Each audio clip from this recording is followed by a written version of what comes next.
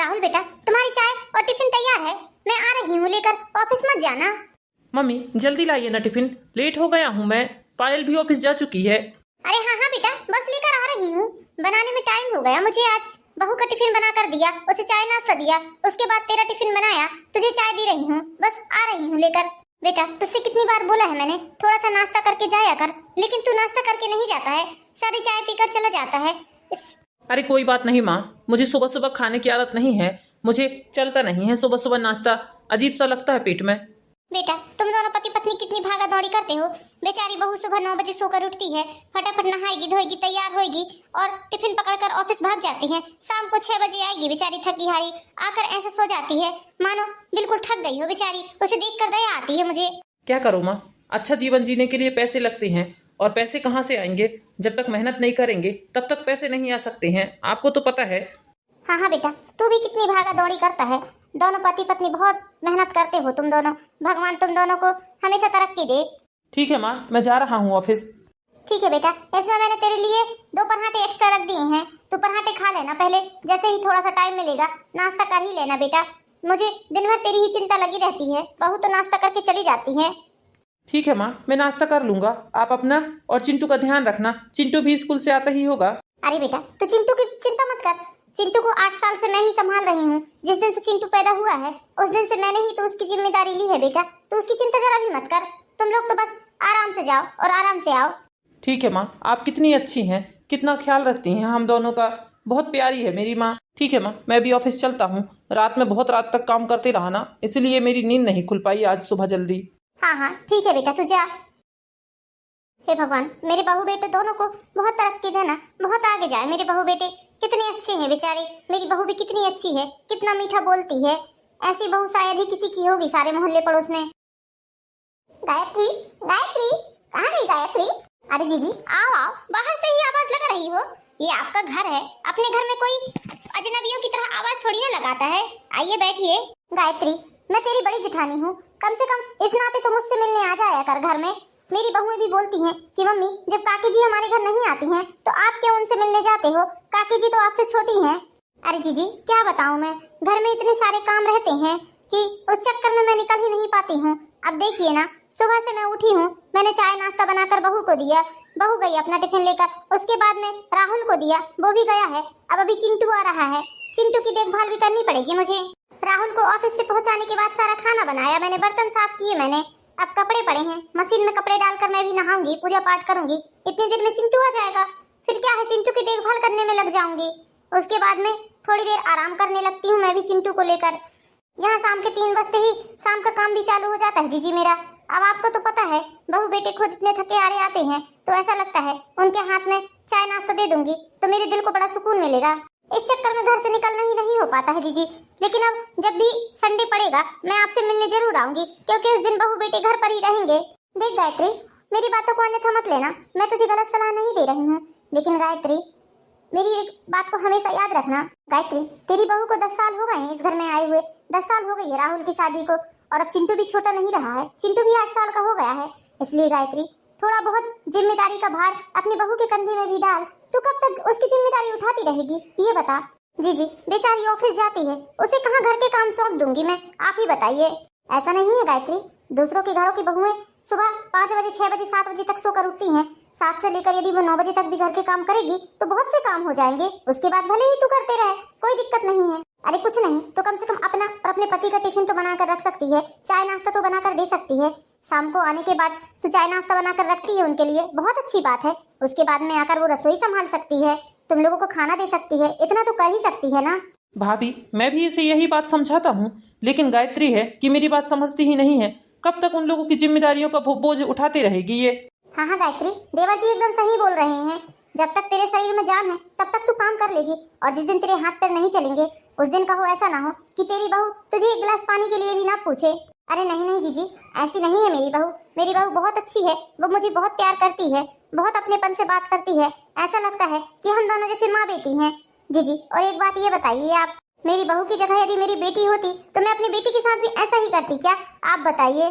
मैं अपनी बेटी के लिए भी तो आगे आगे हो होकर काम करती ना, मैंने अपनी बहू को कभी बहू नहीं समझा है, वो मेरी बेटी ही है, मैं उसे अपनी बेटी ही समझती हूँ। ये तो बहुत अच्छी बात है गायत्री कि तू अपनी बहू को बेटी समझती है, लेकिन बहू को भी एक बेटी होने का फर्ज निभाने दे, क्योंकि यदि एक बेटी भी होगी तो उसे भी अपनी माँ के ऊपर तरस आ जाएगा, दया आ जाएगी कि मेरी माँ सुबह से उठकर हमें चाय नाश्ता बना कर देती है, फिर दोपहर भर सारे घर का काम करती है, शाम को हमारे आने से पहले चाय नाश्ता बनाकर तैयार रखती है, फिर खाना रखती है, हाथ में थाली लगा कर देती है। इतना कौन करता है भला? तेरा जीवन तो इसी तरह रसोई में बीते जा रहा है। अरे अपने जीवन भी जीना सीख। मैं तुझे भड़का नहीं रही हूँ, मेरी बातों को गलत मत लेना गायत्री।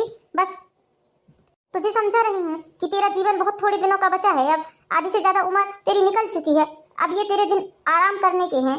अपने कंधों से जिम्मेदारियों का बोझ थोड़ा कम कर गायत्री, क्योंकि जब तक तू अपने कंधों का बोझ अपनी बहू के कंधों पर नहीं डालेगी तब तक उसे जिम्मेदारी नहीं आएगी। हाँ हाँ गायत्री, भाभी एकदम सही बोल रही हैं, क्योंकि जब तक तुम बहू के कंधों में जिम्मेदारी नहीं डालोगी, उसे घर गृहस्थी के काम में रमने नहीं दोगी, तब तक वो कहाँ से काम सीखेगी। साल 2 साल नहीं हुआ है उसे इस घर में आए हुए, नई नबीली बहू नहीं है, पूरे 10 साल होने को आए हैं। 8 साल का उसका बेटा है, बेटे को पैदा उसने की है, लेकिन पाल पोस कर तो तुमने बड़ा किया है। अरे जी, आप लोग भी किन बातों को लेकर बैठ गए? अरे हमारा नाती है वो, हमने उसे पाला पोसा, हमारा फर्ज है। हमारे बहू बेटे दोनों नौकरी में जाते हैं, इसलिए उन लोगों को टाइम नहीं मिलता, बस इसी के चलते मैंने उसे पाला पोसा है। गायत्री, ये तो बहुत अच्छी बात है कि तुमने अपने नाती को अपने हाथों से बड़ा किया है। हाँ दादा दादी यही चाहते हैं कि हम अपने नाती पोतों की सेवा अपने हाथों से करें। जब तक वो छोटे हैं उन्हें नहलाना धुलाना, उनकी तेल मालिश करना, उन्हें खिलाना पिलाना, सब दादा दादी का यही अरमान होता है। लेकिन गायत्री, ऑफिस से आने के बाद तो तुम बहू के ऊपर जिम्मेदारी डाल ही सकती हो थोड़ी बहुत। ये बताओ तुम कब तक ऐसे करते रहोगी? अरे तुम्हारा भी शरीर है, बुढ़ापे का शरीर है, आज नहीं तो कल तुम्हारा ये जो शरीर है ये धीरे धीरे तुम्हारा साथ छोड़ेगा, क्योंकि जब उम्र ढलती है ना गायत्री, तो शरीर भी साथ देना कम कर देता है। बहुत सी समस्याएं आकर खड़ी हो जाती हैं शरीर के लिए। इसलिए गायत्री, मैं तुमसे बोल रही हूँ, बार बार यही बात बता रही हूँ कि तुम अब बहू के ऊपर जिम्मेदारियां डालना शुरू करो। ये तो बहुत अच्छी बात है कि तुम्हारी बहू नौकरी करती है, लेकिन हमारे आस पड़ोस में बहुत सी ऐसी बहुएं हैं जो नौकरी ड्यूटी करते हुए भी अपने घर गृहस्थी को अच्छे से संभाल रही हैं। घर में बेटी भी होती है तो वो भी घर के 4 काम करती है। तुम्हारी बहू तो कुछ भी नहीं करती है, तुम करने ही नहीं देती हो, गलती तुम्हारी है। अरे जीजी, आप भी क्या फालतू की बातों को लेकर बैठ गई? आप एक काम करिए, बैठिए दोनों देवर भाभी, मैं आप लोगों के लिए चाय नाश्ता तैयार करके लाती हूँ। नहीं नहीं गायत्री, मैं चाय नाश्ता करने नहीं आई हूँ, अभी बस खाना खाकर ही आई हूँ। तुझसे मिलने चली आई, बहुत दिनों से तो दिखी नहीं, इसलिए मैंने सोचा कि तुझसे जाकर मिल लेती हूँ। ठीक है जीजी, मैं चाय बना कर लाती हूँ, थोड़ी थोड़ी चाय तो पियोगे ना आप? अब ठीक है, तू बोल रही है तो जा। भाभी, अब आपने दोबारा शुगर चेक कराया या नहीं कराया? 15 दिन पहले तो आपकी बहुत ज्यादा शुगर बढ़ी हुई थी, भैया बता रहे थे। हाँ हाँ देवर जी, कराया है मैंने शुगर चेक, अब ठीक है, बहुत कंट्रोल से खा रही हूँ मैं। देवर जी, कहीं गायत्री को मेरी बात बुरी तो नहीं लगी है? नहीं भाभी, आपको तो पता है वो कितनी सीधी सादी है, उसे किसी की बातों से कोई फर्क नहीं पड़ता है, वो 4 बात सुन भी लेती है और लोगों को समझती भी है। भाभी, इसी सीधेपन का तो फायदा हमारी बहू उठा रही है। बिल्कुल गायत्री को इस तरह समझ ली है उसने कि मैं आपको क्या बताऊं, लेकिन ये बात गायत्री को समझ में नहीं आती है। हाँ देवर जी, इसी कारण तो आज मैं उसे समझाने के लिए आई थी, लेकिन वो है कि समझने का नाम ही नहीं लेती है। और थोड़ा ज्यादा बोलूंगी तो ऐसा ना बोलने लगे कि मेरी बहू के खिलाफ मुझे भड़का रही है, इसलिए देवर जी मैं उससे ज्यादा नहीं बोलना चाहती। आजकल एक बात तो सही है, यदि सास बहू अच्छी रह रही हैं, प्यार से रह रही हैं, तो लोगों को रास नहीं आता है, सोचते हैं कि इनके घर में कलह करवा देती हैं, इसलिए भड़काने चले आते हैं। बेचारी मेरी बहू कितनी अच्छी है, कितनी सीधी सादी है, जबरदस्ती ही उसके खिलाफ भड़काने चले आते हैं मुझे। कितनी प्यारी है बेचारी, कितनी अच्छे से मम्मी जी बोलती है। अब उसे घर में टाइम ही नहीं मिलता है तो कहाँ से काम कर लेगी? जिसको देखो उसको वो यही बात करता है कि तेरी बहू तो कुछ भी नहीं करती, कुछ भी नहीं करती है। अरे है ना, हम अभी जिंदा, हमारे हाथ पैर चल रहे हैं ना, जिस दिन हमारे हाथ पैर नहीं चलेंगे उस दिन देखा जाएगा। फिर इसमें इतना टेंशन लेने की क्या बात है भला? मेरे लिए तो इतना ही बहुत है कि मेरी बहू मुझे इतना प्यार करती है, इतने मान सम्मान से बात करती है, कितने अच्छे से बात करती है मुझसे। जब देखो तब मेरे लिए साड़ी लाएगी, मेरे लिए गिफ्ट लाएगी, इससे बढ़कर और क्या चाहिए भला मुझे? पता नहीं क्यों जीजी को एक ही बात की शिकायत रहती है कि तू घर के काम करती है, काम करती है। अरे मैं नहीं करूंगी तो और कौन दूसरा करेगा? अब खुद तो घर में एक काड़ी इधर से उधर नहीं करती हैं, ऐसे ही सोचती हैं कि मैं भी ऐसा ही करूंगी तो मेरे घर में कलेश होगा, लेकिन मैं ऐसा करने वाली बिल्कुल भी नहीं हूँ। मैं अपने बहू बेटों को बहुत अच्छे से समझती हूँ, वो मुझसे बहुत प्यार करते हैं, मेरे बिना एक मिनट भी नहीं रह सकते हैं, इसलिए मेरे मन में जो आएगा मैं वो करूंगी। मुझे किसी की सलाह की जरूरत नहीं है, किसी की बात में इस तरह आने वाली नहीं हूँ मैं। अरे चिंटू बेटा, तू आ गया स्कूल से? जी ये लीजिए चाय आपकी। जी मैंने आपके लिए कम शक्कर की चाय बनाई है, मुझे पता है कि आपको शुगर हो गई है। ला अब तू बोल रही है तो चाय पी ही लेती हूँ। आजा चिंटू बेटा, तुझे मुंह हाथ धुलाकर तेरे कपड़े बदल देती हूँ, फिर तुझे खाना भी खिला दूंगी। दादी आज आपने खाना में क्या बनाया है? चिंटू बेटा, आज खाने में लौकी की सब्जी और दाल बनी है। दादी मुझे लौकी की सब्जी नहीं खाना है, प्लीज आप मेरे लिए पास्ता बना दीजिए ना। हाँ हाँ, मेरे राजा बेटा के लिए मैं जरूर पास्ता बनाऊंगी। चल चल पहले मुंह हाथ धुलकर तैयार हो जा, फिर मैं तेरे लिए पास्ता बना देती हूँ, ठीक है। भाभी देखा ना आपने, बस इसी तरह ये दिन भर चक्री की तरह चलते रहती है। इसका काम लगा ही रहता है, बस आधा घंटे के लिए लेटती है दोपहर में चिंटू को लेकर। देवर जी, ये तो अच्छी बात है, भगवान इसको हमेशा ऐसे ही स्वस्थ रखे।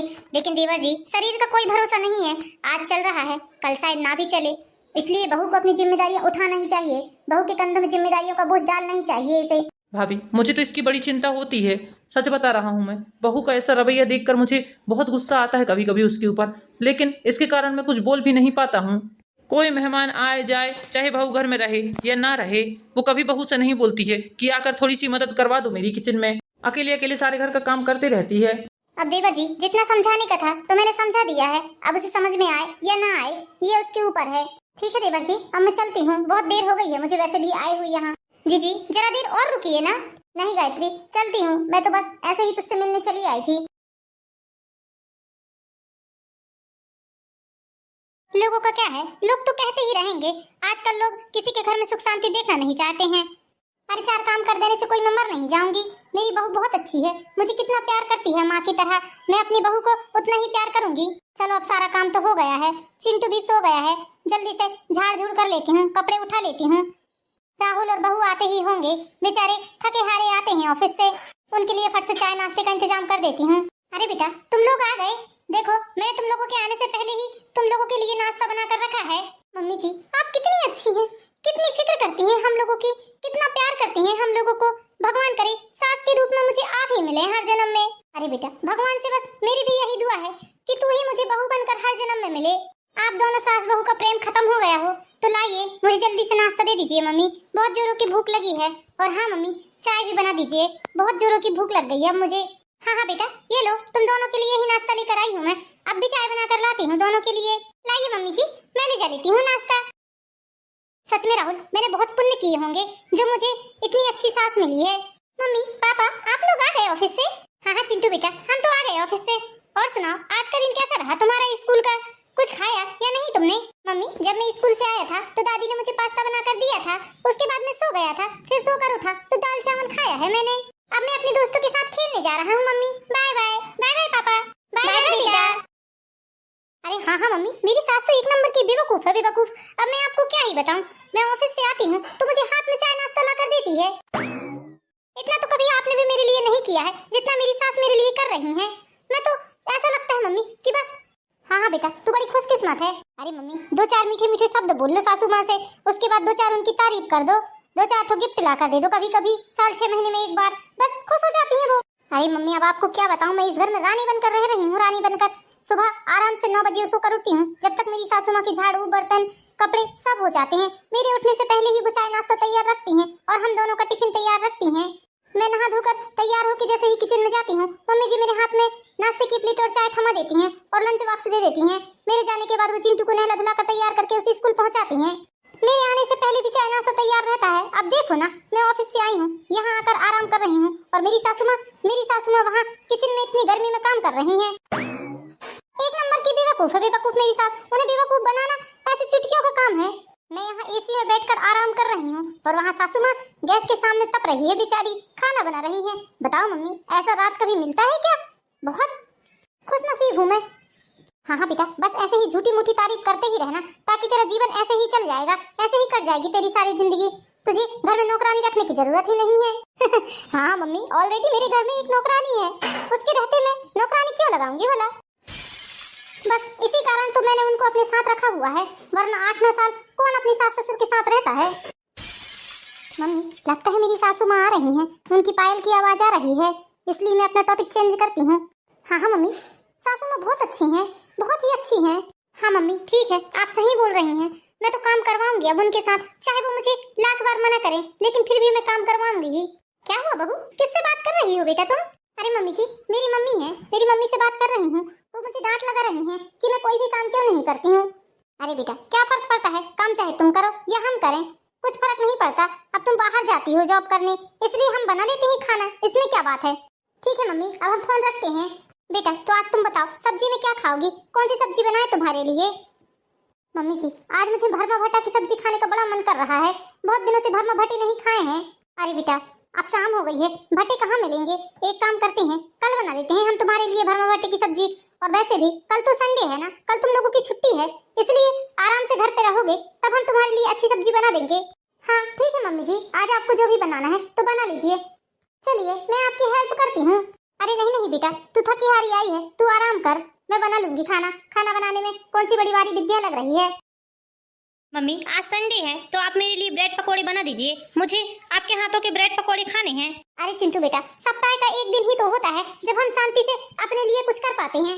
हमसे ना बताओ तुम ये ब्रेड पकोड़े बनाना, हमसे नहीं होता है ये सब करना। हम अपने लिए शॉपिंग कर रहे हैं ऑनलाइन।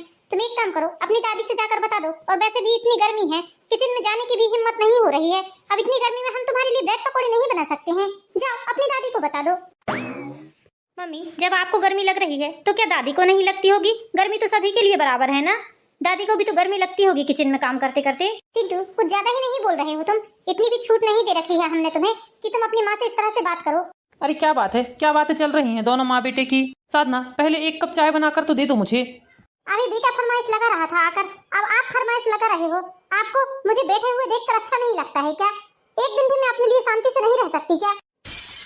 मुझसे कुछ मत कहिएगा आप, मैं अपने लिए आज समय निकालूंगी। कुछ ऑनलाइन शॉपिंग करना है, पार्लर जाना है, और हाँ शाम को मेरी एक दो सहेलियां आ रही हैं, इसलिए आज तो मुझे बिल्कुल भी डिस्टर्ब ना करें आप। साधना ये बात तुम्हें बोलना शोभा नहीं देता है, तुम इस घर की बहू हो, बहू होने के नाते तुम्हें थोड़ा बहुत तो अपना फर्ज निभाना ही चाहिए। मम्मी के अधिक लाड़ प्यार ने तुम्हें ज्यादा ही बिगाड़ दिया है लगता है। आपका कहने का मतलब क्या है? क्या मैं इस घर में बैठकर खा रही हूँ? अरे मैं जॉब करती हूँ, कमा रही हूँ। और रही बात चाय बनाने की, तो क्या एक कप चाय आप अपने लिए नहीं बना सकते हो? मुझे ऑर्डर मत लगाइए। अरे क्या बात है बेटा, तुम दोनों क्यों झगड़ रहे हो? देखो ना माँ, इससे मैं एक कप चाय बनाने के लिए बोल रहा हूँ तो एक कप चाय नहीं बना कर दे रही है और बोल रही है उल्टा कि तुम जाकर बना लो। अरे बेटा क्यों टेंशन ले रहा है? मैं हूँ ना, मैं चाय बना कर ला देती हूँ। तुम दोनों बैठो, मैं चाय बना कर ला देती हूँ। इतनी छोटी सी बात के लिए लड़ना झगड़ना अच्छी बात नहीं है। सीख लो थोड़ा मम्मी जी से। कितनी अच्छी है मम्मी जी, कितने प्यार से बात करती हैं।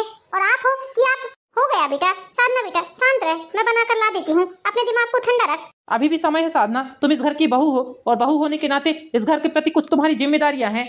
उन जिम्मेदारियों को उठाना सीख जाओ, वरना ऐसा ना हो कि किसी दिन बहुत देर हो जाए। हाँ, मुझे इनकी कोई भी बातों से कोई फर्क नहीं पड़ता है। मम्मी जी मम्मी जी। हाँ बोलो बेटा क्या बात है? मम्मी जी शाम को मेरी 2-3 सहेलियां आ रही हैं यहाँ, आप उनके लिए कुछ चाय नाश्ते का इंतजाम कर देंगी क्या? मम्मी जी आपके हाथों के उन्हें पकौड़े बहुत ज्यादा पसंद है, एक बार आपने उन्हें पकौड़े खिलाया है। अरे हाँ हाँ बेटा बना दूंगी, तू टेंशन मत ले।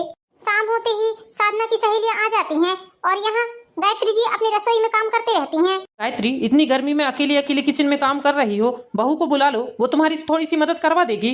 बहू की सहेलियां आई हैं, उसका फर्ज बनता है रसोई में आकर उनके लिए चाय नाश्ता बनाने का, ना कि तुम्हारा। अरे जी आप टेंशन मत लो, मैं बना लूंगी। बेचारी अपनी सहेलियों के साथ बैठी हुई है, यहाँ बुलाकर उसे डिस्टर्ब नहीं करना चाहती मैं।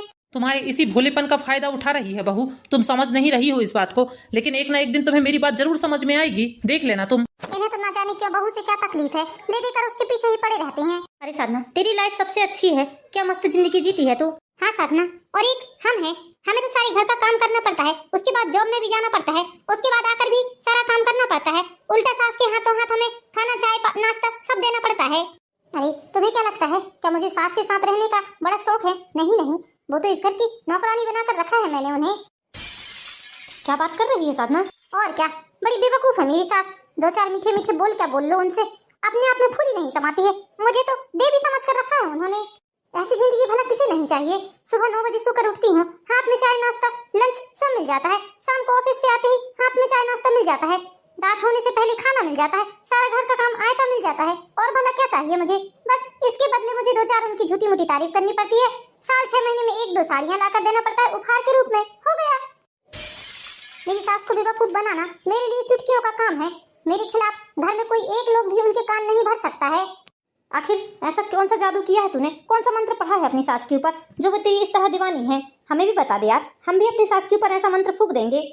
अरे मेरी सास बहुत बड़ी बेवकूफ है, बेवकूफ गांव की गवार है ना, इसलिए उसे ये चंट चालाकियां नहीं आती हैं। बस मैं तो इस घर में उनके साथ क्यों रह रही हूँ तुझे पता है? क्योंकि फुकट की नौकरानी जो मिल रही है मुझे। ये लो बहू, चाय नाश्ता लेकर आ गई हूँ मैं। अरे देखो देखो, मेरी सासू में चाय नाश्ता लेकर आ गई हैं। बहुत परेशान होती हैं बेचारी मेरे कारण, कितना परेशान करती हूँ मैं इन्हें। ठीक है बेटा, किसी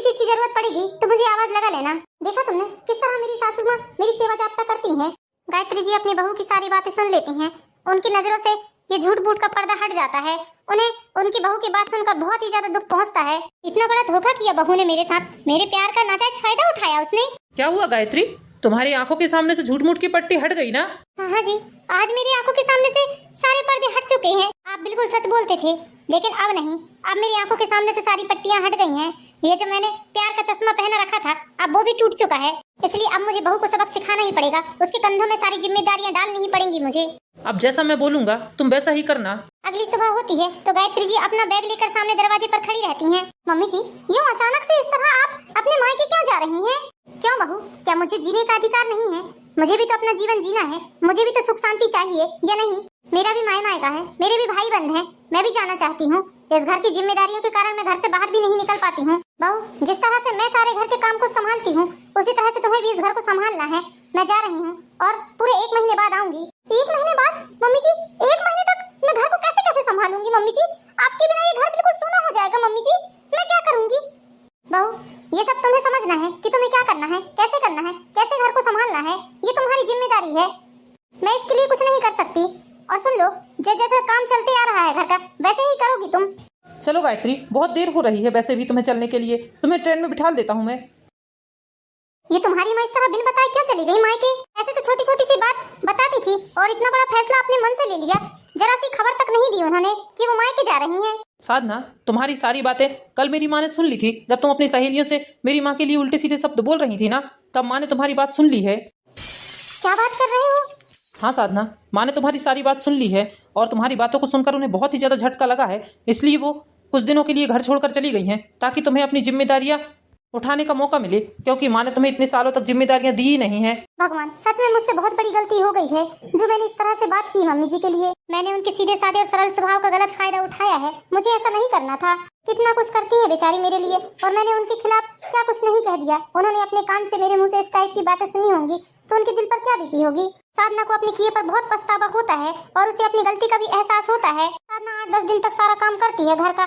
उसे सब कुछ समझ में आ जाता है कि घर में कितना काम होता है। काम को लेकर साधना बिल्कुल भी दुखी नहीं थी, बस वो इसे अपना पश्चाताप समझकर कर रही थी। इसी में उसका पश्चाताप है, ये सोचकर वो घर के सारे काम जिम्मेदारी से कर रही थी। अब साधना सारे काम जिम्मेदारी से करने लगी थी। जब साधना को लगा कि वो घर की सारी जिम्मेदारियां अच्छे से उठाने लगी है, तो उसने अपनी सासू माँ को फोन किया और फोन करके उन्हें बुलाया और उनसे अपनी गलती की माफी मांगी। अब साधना सारे घर का काम बहुत अच्छे से करने लगी थी और सास बहू मिलकर सारे घर का काम निपटा लेती थी। तो दोस्तों, कैसी लगी आपको ये प्यारी सी कहानी? इसी तरह की प्यारी प्यारी मोरल स्टोरीज देखने के लिए हमारे चैनल पर ही एंड ब्लॉग को लाइक कीजिए, सब्सक्राइब कीजिए। मिलते हैं नेक्स्ट वीडियो में दोस्तों, जब तक के लिए बाय बाय।